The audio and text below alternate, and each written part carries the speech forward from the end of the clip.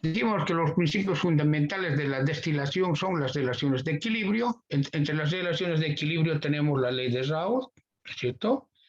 Tenemos los diagramas de ebullición, el diagrama composición, entalpía, ¿es cierto? Estos diagramas se emplean bastante para los procesos de destilación, para el diseño de torres de destilación.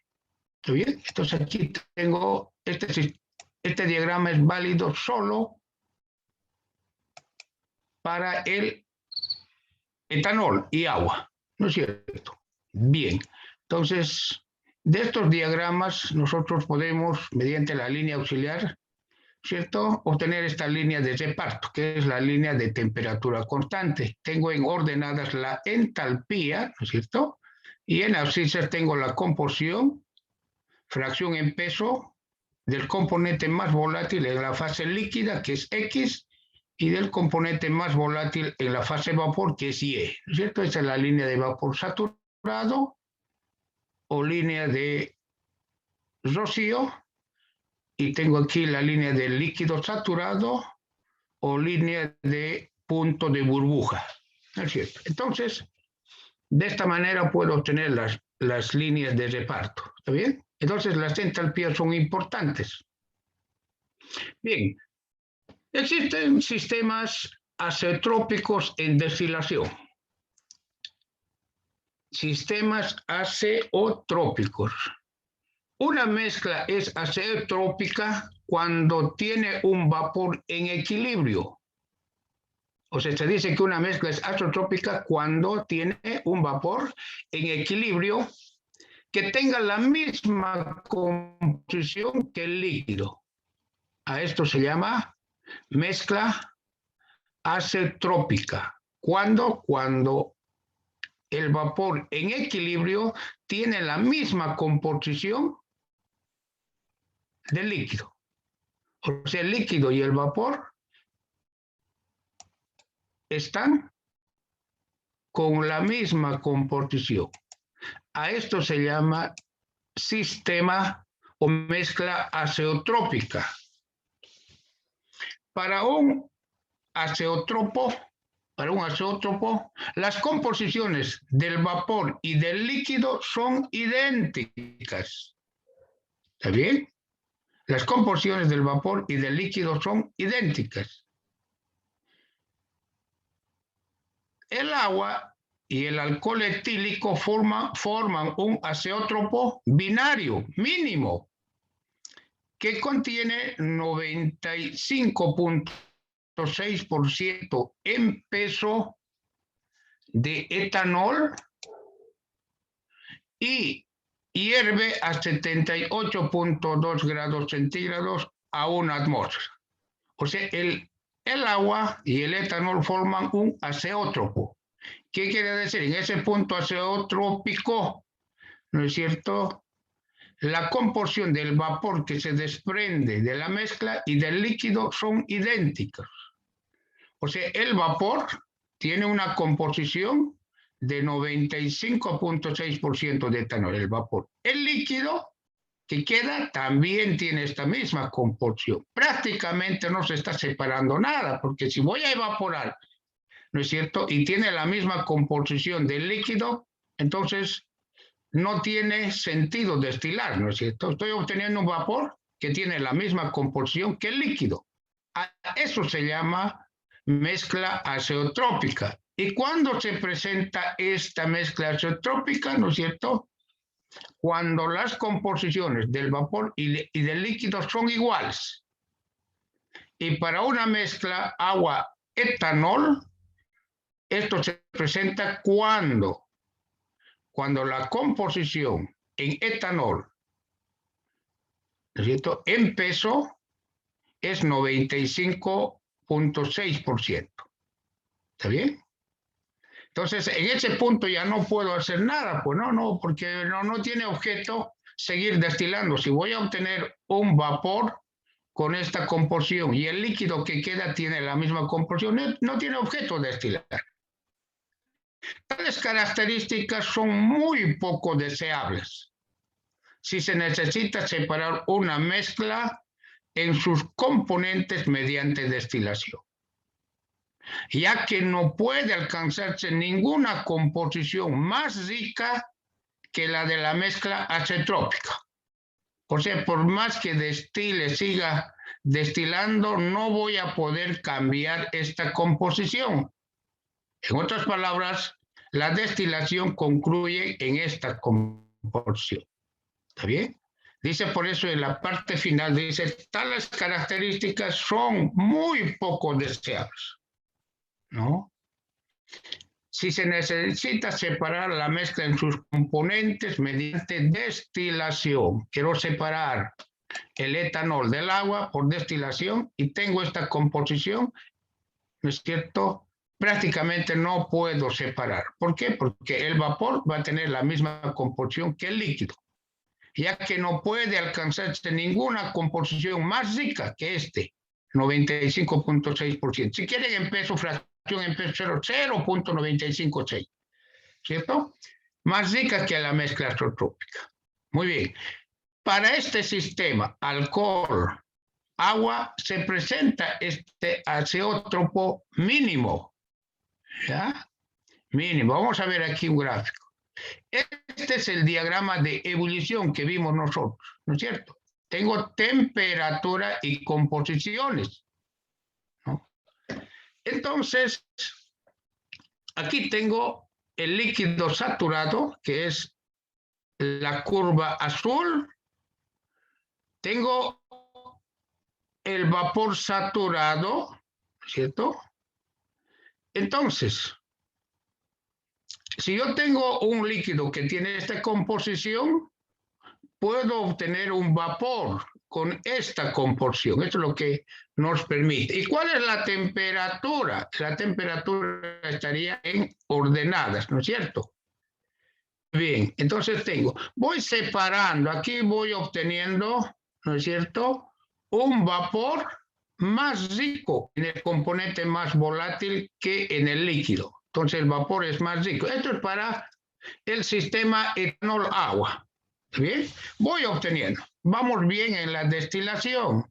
Pero en este punto, ambas líneas, vapor y líquido saturado, se unen.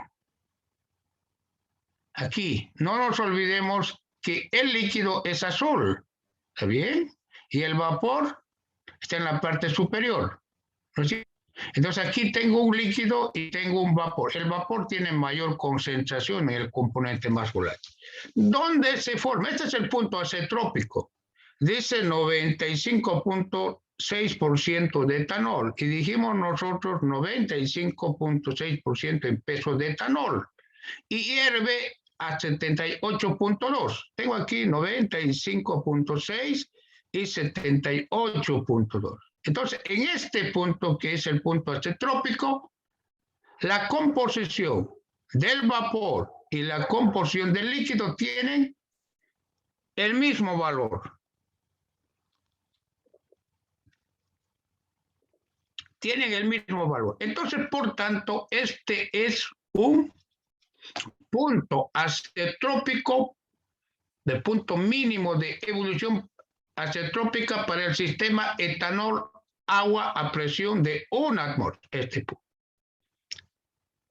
Entonces, si sigo destilando, ¿no es cierto? Digo destilando, no voy a poder variar esto.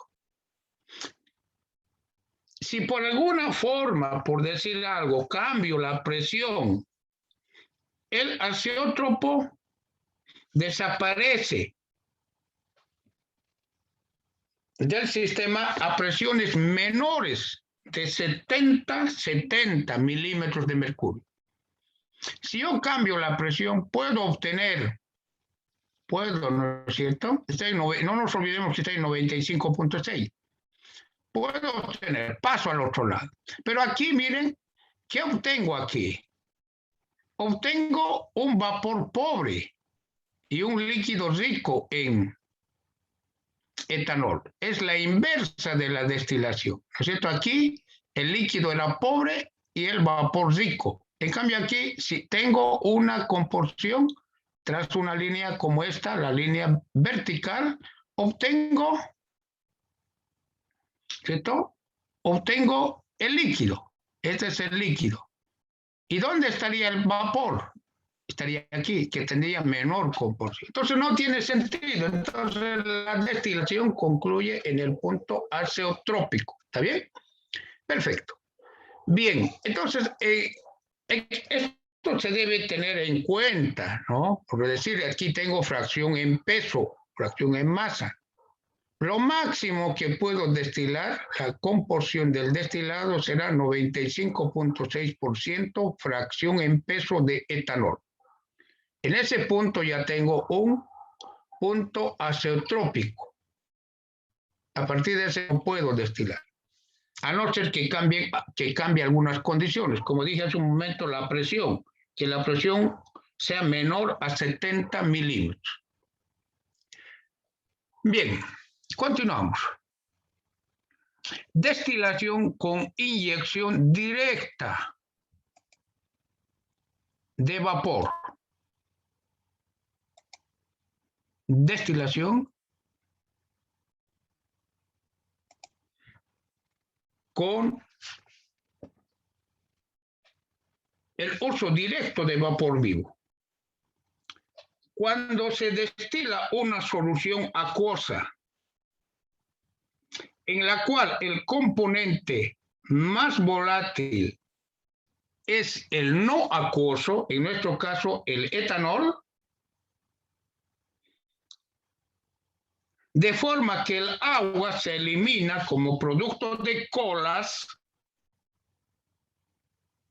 el calor requerido para la destilación puede proporcionarse admitiendo vapor vivo directamente en el fondo de la torre de destilación. Entonces, el rehervidor se puede eliminar.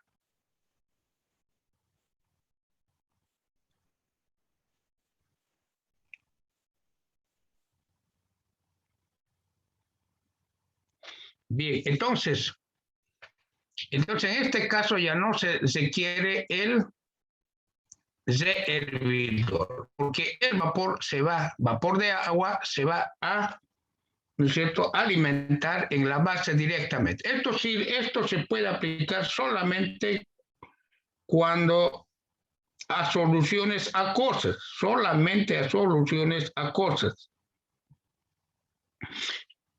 donde se quiere destilar un componente que es más volátil que el agua.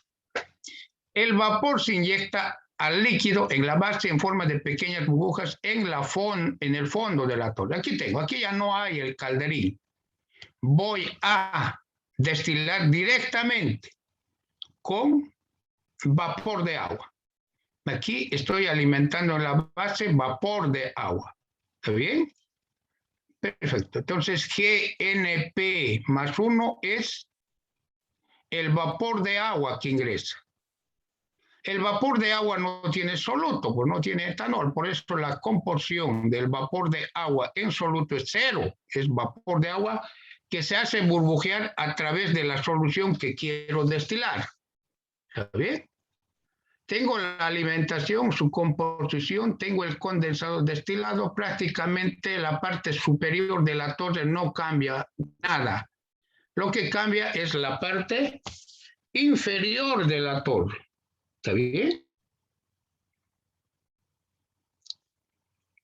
También se modifican los balances globales de masa y entalpía. Bien, entonces realizamos nuestro balance másico. Alimentación más vapor es lo que ingresa a la torre.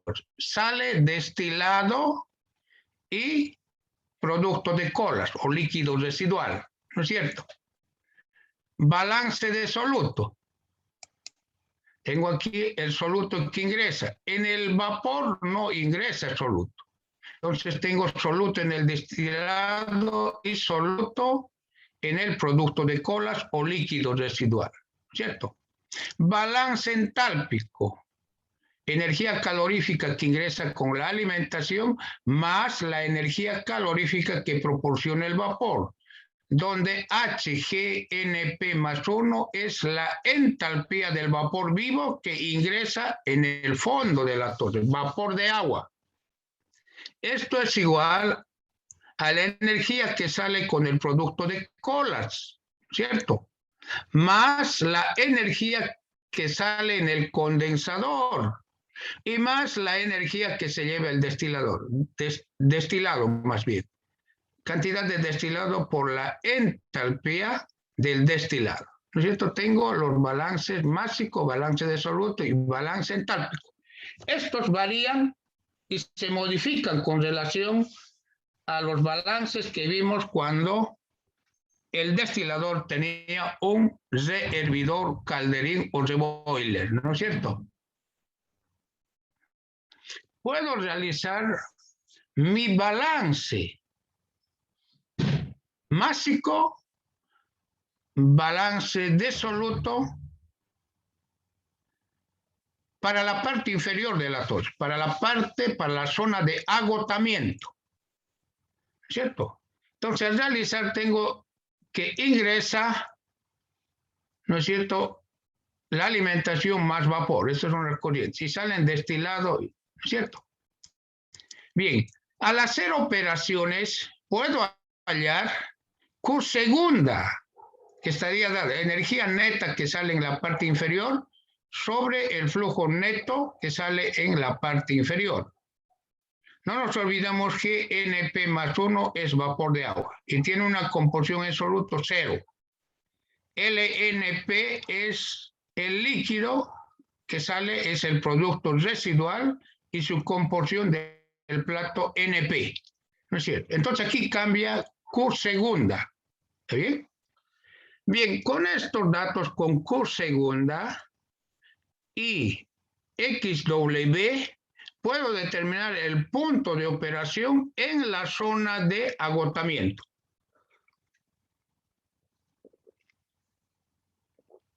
Para un destilador que hace uso de vapor vivo, aquí directamente tengo vapor vivo que ingresa para destilar.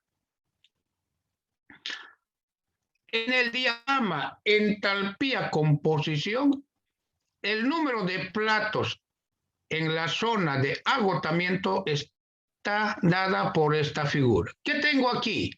Tengo el vapor que ingresa, ¿cierto? Este es el vapor. Esta es la entalpía del vapor. Esto es la ordenada, es la entalpía del vapor.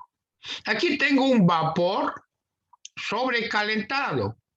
Si este punto GNP más 1 está sobre M, M es vapor saturado, sería saturado, pero en este caso tengo vapor sobrecalentado. GNP, entonces está entrando vapor sobrecalentado, ¿cierto? Tengo luego con la ecuación anterior Q segunda y tengo también delta W. Esto pasa, esta línea del vapor debe pasar por la composición del líquido residual. Aquí tengo XW, esto. Prolongo hasta Q segunda y tengo el punto de operación en la zona de agotamiento. Nuevamente, determino este es el vapor, debe pasar, este punto es XW, este punto, la composición del líquido residual. Pasa y debo esa línea recta prolongar. ¿Hasta dónde? Hasta Q segunda. Q segunda nosotros lo hallamos mediante esta relación. Ya tengo. Bien, luego a partir de este punto, que es la composición XW del líquido residual que sale como producto de colas, trazo una línea de reparto, ¿no es cierto? Una línea de reparto hasta el vapor y vuelvo al punto de operación. Tengo ya un plato. Al cortar al líquido saturado, trazo otra línea de reparto hasta el vapor y vuelvo al punto de operación. Tengo otro plato, ¿no es cierto? luego otra vez a partir, ¿no es cierto?, del líquido saturado trazo. Entonces, esto hasta la composición de la alimentación. Entonces, cada uno de estos triángulos es un plato en la zona de agotamiento. ¿Está bien? Bien, podemos encontrar en esta referencia, ¿no es cierto?, algunas consideraciones de tipo teórico que profundizan los procesos de destilación. Operaciones con transferencia de masa de Robert Treiber. ¿Está bien? Perfecto. Vamos a dejar aquí la primera parte. En 5 minutos retornamos para la segunda parte.